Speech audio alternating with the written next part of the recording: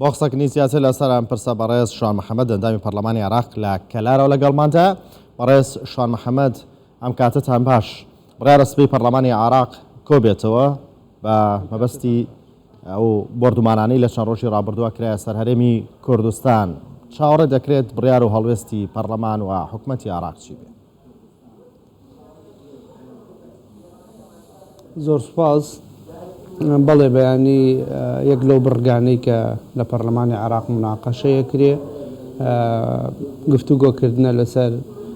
هێرشەکانی ئێران. لە ڕاستیە ئێمە لەگەڵ ئێران و لەگەڵ تورکیایش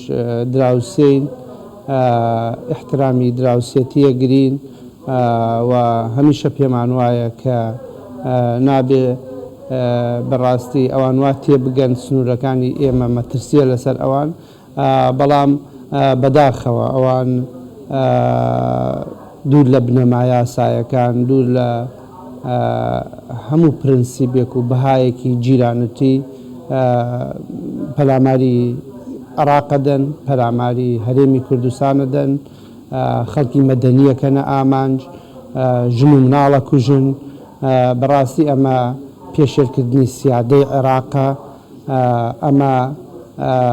نە خەڵکی عێراق نە حکوومەتی عێراق بەڕاستی ئەمەمان پێ قبول نییە و سبەی مناقەشەی جدی لەسەر ئەو بابەتەکەین. هەر بابەتێک کە جێگەی نیگەرانی ئێرانە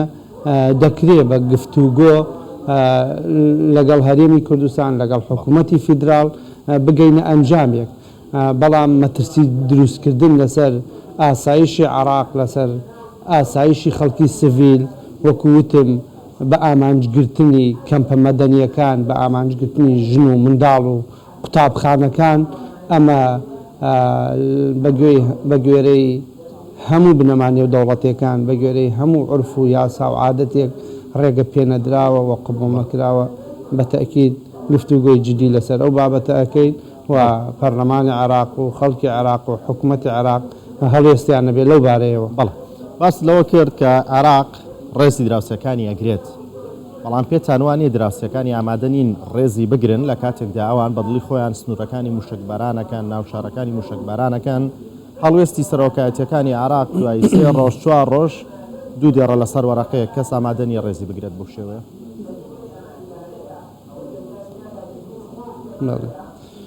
خۆی بەداخەوە جێگەی نیگەرانیە ئەوان ئیستیغلالی ئەو کێشە و کێشانیان کردووە کە لە ناوخۆی عراق هەیە. عراق بە قەیرانێکی سیاسی زۆر ئاڵۆزدا تێپەڕیوە و لە ئێستاشدا هەر لەو قەیرانایە. پێم وایە ئێران و تورکیا هیچ مراعاتی عراق ناکەن و نازام بڵێم بە بچووک سەیری عراقەکەن، احترامی سیادەی عراق ناگرن. ئەمە لە ڕووی دراوسێتی و لە ڕووی بنەمانی و دەوڵەتەکانەوە کارێکی خراپە، بۆیە بەڕاستی حەق نییە وا بکەن، چونکە لە ئاخیرا بزانین ئەم ئوسلوبەی ئەوان، ئەم شێوازە لە تەعاملکردن لەگەڵ سیادەی عێراق لەلایەن ئەوانەوە بەردەوامە بێ. بە تەئکید کاری تری بە دوادا دێ. لەوانەیە ئەم بابەتە ئێمە گەورەی بکەینەوە، بگەینە کۆمەڵگەی نێودەوڵەتی لەسەر ئاستی ملی و لەسەر ئاستی شعبیش با بڵێن ڕق و کینەیەکی بێ ئەندازە دروستە بێ. ئێمە جیرانین، چارە نووسمان وایە هەزاران ساڵی تر بە یەکەوە بووین کە هەزاران ساڵیشە بە یەکەوەین. دروستکردنی ئەم ڕق و کینەیە بەڕاستی لای کەس ڕێگە پێدە، کەس قبوڵی ناکە، یعنی کەس قبول ناکە هێرش بکرێتە سەر ماڵەکەی. وەکووتم ئەگەر ئەوان پێیان وایە کەم و کورتی لەلایەن ئێمەوە هەیە، لەلایەن ئەحزابی ئۆپۆزیسیۆن کە لە هەرێمی کوردستان حوزوریان هەیە، ئێمە مەبدەئیەن چه حکوومەتی عراق چه حکوومەتی هەرێمی کوردستان مەبدەئیەن باوەڕمان بەوە هەیە کە نابێت لە سنوورەکانی ئێمەوە یان لە هەرێمی کوردستانەوە نەک نابێت ڕێگەیش نادەین ئاسایشی جیرانەکانمان بکەوێتە مەترسیەوە. و بەڕاستی بۆ ئەمەیش ئامادەی گفتوگۆین، ئامادەی گرتنەبەری ڕێگایەکی کە بەڕاستی جێگەی ڕەزامەندی هەردوو لامان بێ، کە ئێمە ئەم نیەتەمان هەیە و احترامی ئاسایشی ئەوان نەگرین ڕێز لە سیادی ئەوان نەگرین لە بەرامبەردا ئەوان غەدرێکی گەورە ئەکەن ئیستیقلالی دەکرێت بڵێن نائیستیقلالی عێراقەکەن زۆر نابەرپرسانە هێرشەکەنە سەرمان و بەڕاستی تەدەخولی عەسکەریان بێمەعنا و ڕوونە و ئەمە ئەبێتە بابەتێکی جدی. شوان محەممەد پێتان وانە حکوومەت و پەرلەمانی عراقیش جیاوازیەکەن لە نێو قوربانیەکاندا کاتێک ژمارەیە هاوڵاتی ناوەڕاست و خواروی عراق کە گەشتیار بوون و لە باشووری کوردستان بەهۆی تۆبارانی تورکیا بوونە قوربانی هەڵوێستی زۆر جدی و گەورەیان وەرگرت و قسەی زۆریان لەسەر کرد و کارگەشتە شکارکردن لە ئەنجومەنی ئاسایشی نێودەوڵەتی بەڵام لە تۆپباران و باشووری کوردستاندا هەڵوێستەکانیان زۆر سارد و زۆر درەنگوەخت بوو.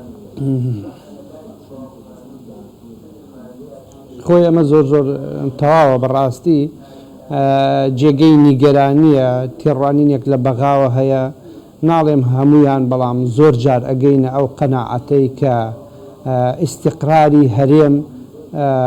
بە باش نازانن یان حەز ناکەن هەرێمێکی پێشکەوتووی خاوەن ئاسایش و ئاوەدانی وەک هەرێمی کوردستان لە عێراقا هەبێ فاکتەرەکەیش ڕوونە بەڕاستی ئەوان خۆیان جێماون هەرێمی کوردستان ئەوانی جێهێشتووە لە ڕووی ئاسایشەوە لە ڕووی ئاوەدانیەوە لە ڕووی ممارەسەکردنی دیموکراسی و فرەیی و لە هەموو ڕووەکانەوە بەراورد لە نێوان بەغدا و هەرێمی کوردستان ناکرێ بۆیە ئەقڵێتێک هەیە ئەمەی پێ قبول نییە لە بەرامبەر ئەمە بێدەنگە بن جگە لەوەیش من ئەمەوێ سەریح بم و ڕازگۆیانەیش بیڵێم ئەو هاتنە دەنگەی لەسەر تەدەخولی تورکیا هەیە بەرامبەر ئێران لەلایەن ئەحزابی عێراقی لەلایەن بەغداوە هەست پێ ناکرێ ینی هەستەکەی کۆنتاکت و عیلاقات و تێکڵاویەکانیان لەگەڵ ئێران بەڕادەیەکە نازانن چۆن دەست بۆم بابەتە ببن ئیمزامان بەتەئکید ڕاستە من ناڵێم پەرلەمان وەکو موئەسسەکە بەڵام خۆ لە ئەخیرا پەرلەمان لە چی پێکاتوە لە کۆمەڵی ئەحزاب خەڵکیان ینی ئەندام پەرلەمانەکان لە ئاخیرا دابەش بوون بەسەر حیزبەکانە ئەم حیزبانە بەشێکی زۆریان کۆنتاکت و عیلاقاتیان وەکو حزب نەک وەکو موئەسسە وەکو دەوڵات وەکو حزب لەگەڵ عێراقا لەگەڵ ئێرانە هەیە یعنی ئەکرێ بڵین تا ئەو ڕادەیە هەندێکیان فەرمان لە ئێران وەرەگرن لە حاڵەتێکی وادا هەر ئەبێت تەسەوری ئەوە بکەین ئەمانە مجاملەی ئێرانەکەن ینی وەکوتم ئێمە 125